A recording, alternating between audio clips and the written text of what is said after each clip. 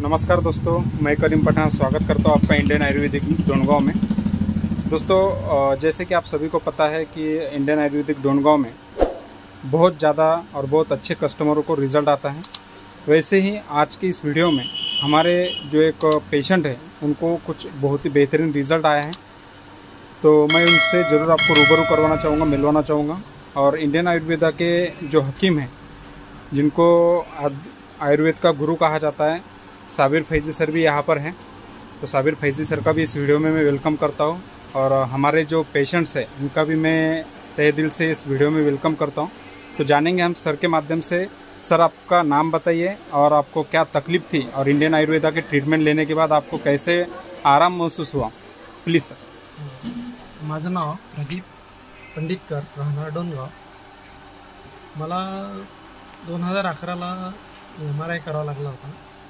तेव्हा 2 मणक्यामध्ये गॅप आलेला आहे म्हणून सांगितलेलं आहे, आणि त्याचा काही त्रास नव्हता तेव्हा, पण आता रिटायर झाल्यानंतर तो त्रास आहे तो उन्मळून आलेला आहे, आणि त्यामुळं माझी पाठ ही फार दुखते। तर मला असं खाली वागता येत नाही, खाली बसता येत नाही, आणि बसलं तर उठता येत नाही। तर अशी माझी हालत होती। तर मी 4 ऑगस्टला इथं आलो, आणि मला कळालं की वा हे साबिर जे आपले इंडियन आयुर्वेदिक आहे, हे मॉलिश करतात आणि औषध देतात असं कळाल्यामुळे मी इथं आलो।